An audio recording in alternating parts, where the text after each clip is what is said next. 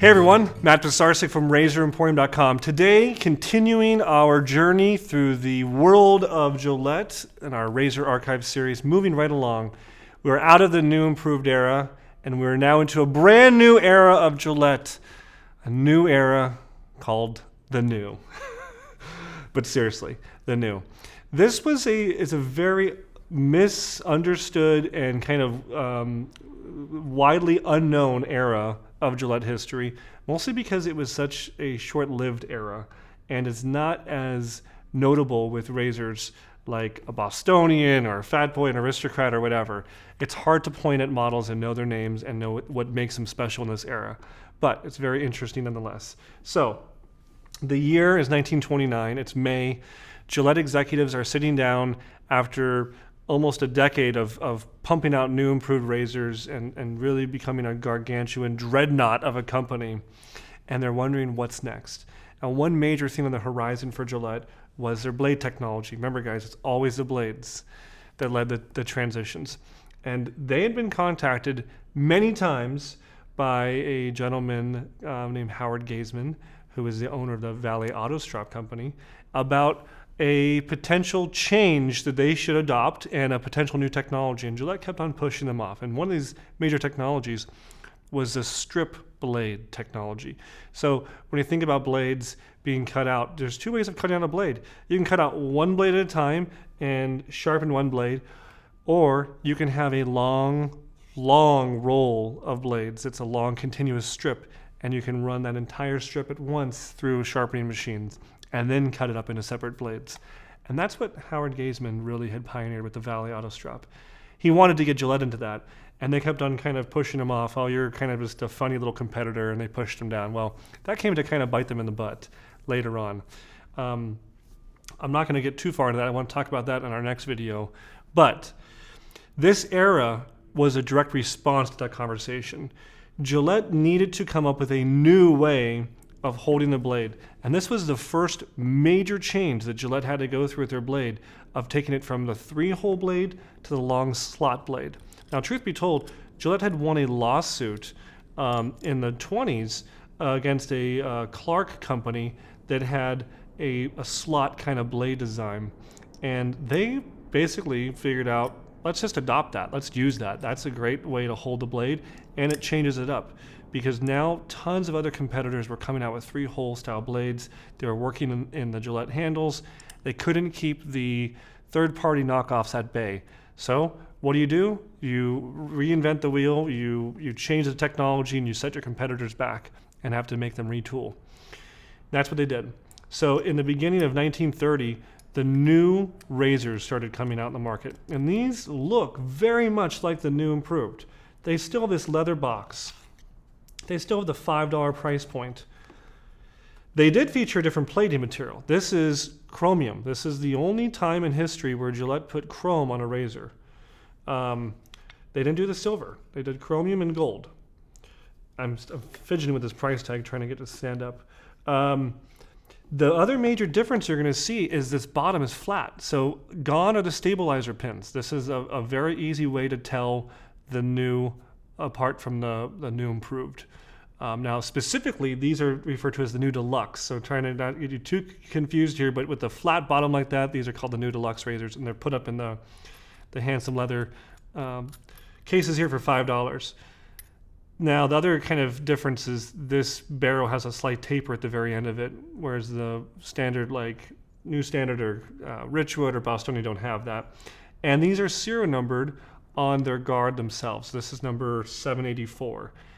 Now, these razors, the new Deluxe razors, were only made for just a little bit over a year, from 1930 to maybe February of 1931. I was consulting my Krumholtz book here. Yeah, it's February 1st, 1931.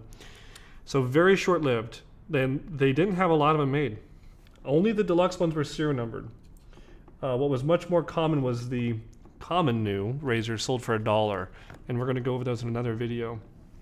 But these razors, the other major differences on the new, they had 6 vital improvements. I'm going to read them right out of the book here, and we'll talk about them. So reinforced corners is the very first thing they talk about, and that is referring to on the cap, these corners here are a little bit more beefy. There's a little part of the metal that's kind of there to reinforce it. That's because these are being dropped, and that would prevent the ends from kind of getting bent in. The cutout corners. The blades in this era are the blades that we kind of now associate with a double-edged blade. This cutout of having a little notch right here in the corner, well, that's specifically for this reinforced corner here to accommodate that. Remember, the 3-hole design was curved ends and then just 3 holes. So this is a very big departure for Gillette.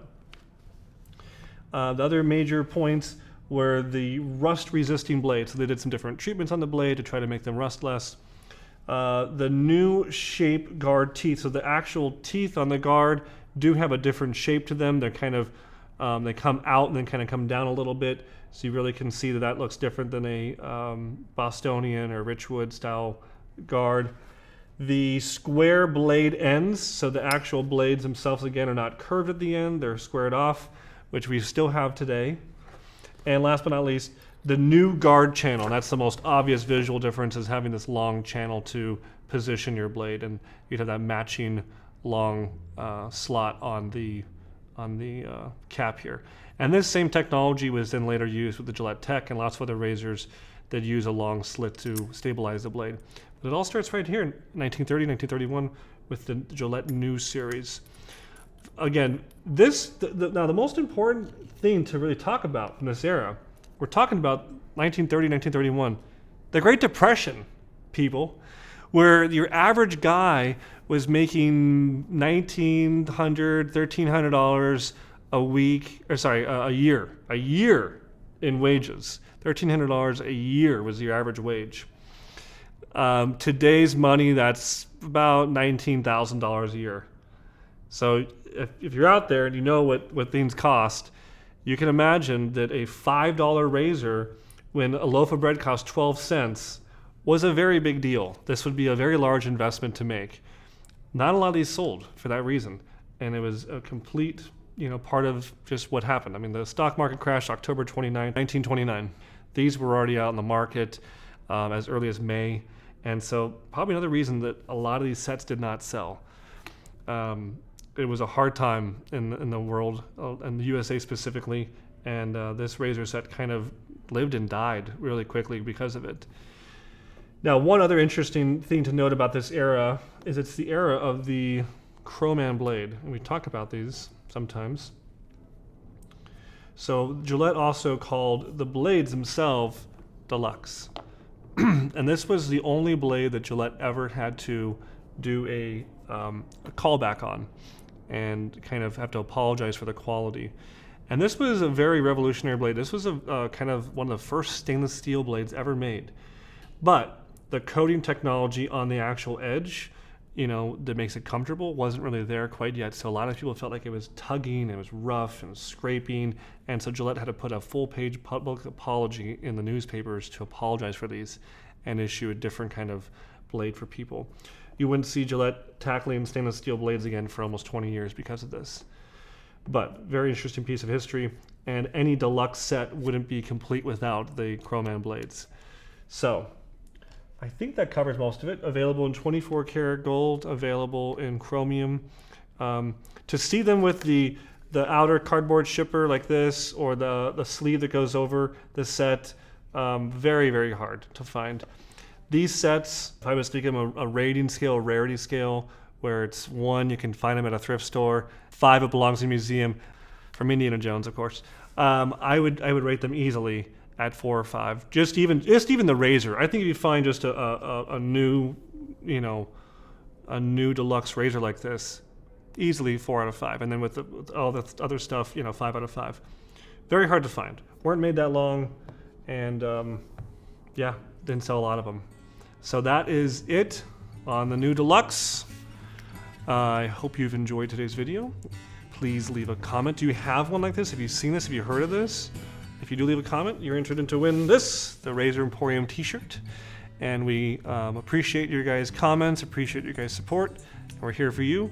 We'll see you at RazorEmporium next time for all things vintage shaving.